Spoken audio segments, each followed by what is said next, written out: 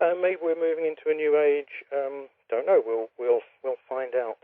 But I think what it really brings home is that for most of history, certainly Christian history, you were told what the story was, what you had to believe, not just in terms of believe in terms of faith, but believe in what happened historically.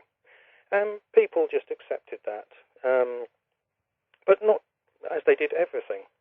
And I think all these things today are just a sign that people don't take things on trust anymore. They think about them for themselves, which is a good thing. Yeah. You know, it's not just a matter of the church says, oh, Jesus and his mother had this kind of relationship. Well, there's actually evidence that they didn't. You know, Jesus may have been involved in a relationship with Mary Magdalene. The church will say, no way, you can't think that. Right. But, you know, everyone gets to talk about it. And I think it's just a sign of the times that people are much more willing to question, challenge, and debate. And actually, I'm speaking for myself, Henrik. I mean, you know, I as a child and as a teenager, I was a fanatical Christian. I mean, I really was. I was totally into it. And then various things happened, and I lost that faith. And then after a long gap, I mean, coming to topics like this for myself and working with Clive, I mean, I got very, very angry.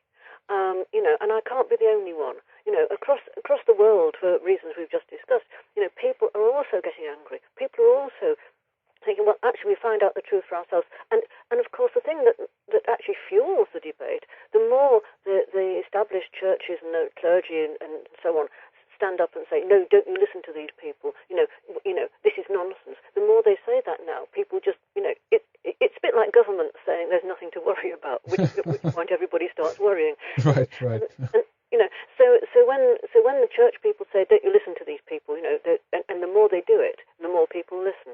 Mm-hmm.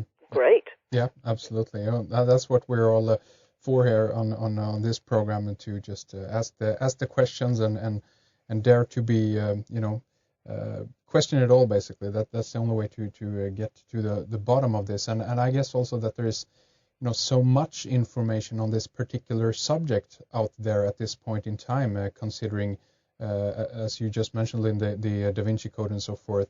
So it's also a bit of a, you know, the market is almost flooded in a way, and one way to do it, of course, is to read a whole lot of material and go through it all and then come to your own conclusion. But Lynn, would you agree that you know, the market on this is kind of flooded at the moment, and that there's a lot of maybe not disinformation, not conscious disinformation, but a lot of you know, misconceptions out there?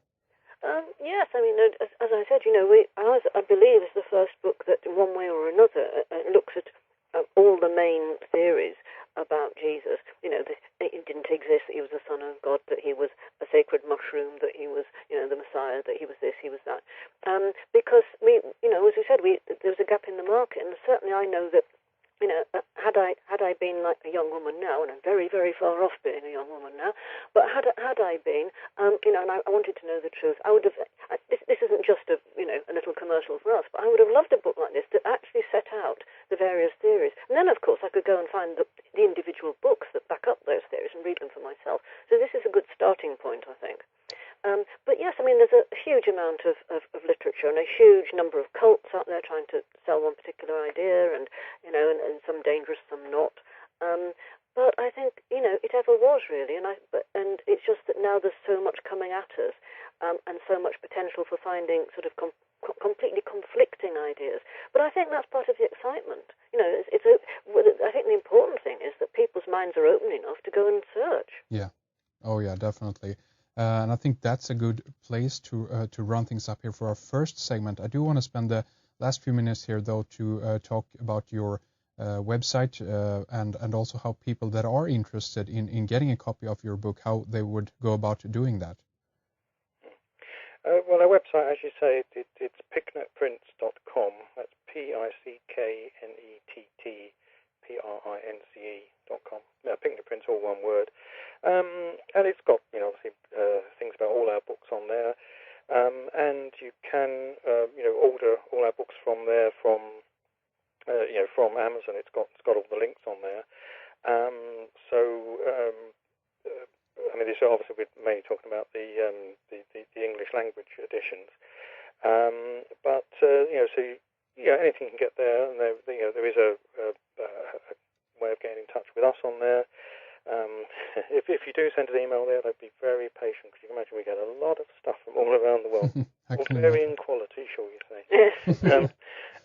But I imagine it'd be the same on your website. Right. But yes, if anyone wants to have a look on there and find out all about us and all about what we do, then that's the place. Great. Again, the website is picknettprince.com, and we're going to take a short break right here and continue then talking more in our member section. And we're going to dive into their book, The Stargate Conspiracy, a fascinating subject. But for this segment, thank you very much, Lynn and Clive, for being here. We'll take a short break and we'll be right back. Thank you. Thank you.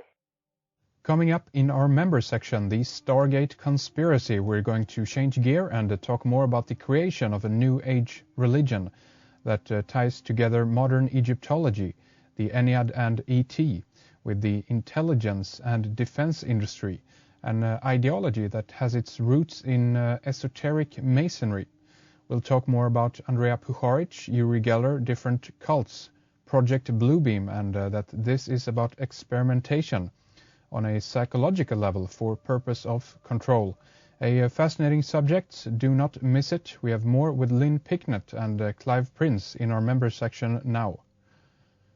Go to our website, redicecreations.com, and click on subscribe to sign up, get instant access, and tune in. We have a lot of material, radio, video, and more waiting for you in our member section.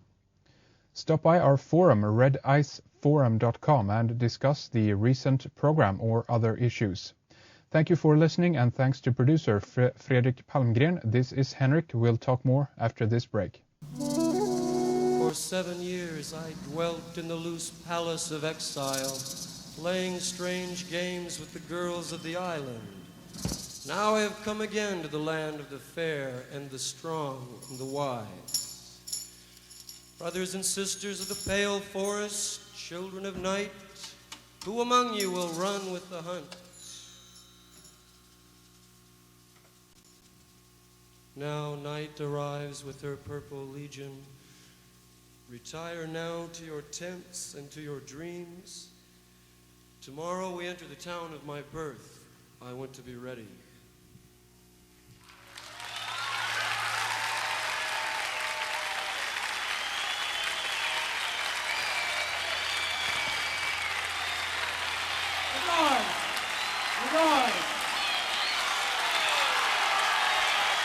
One at a time. Thank you very much.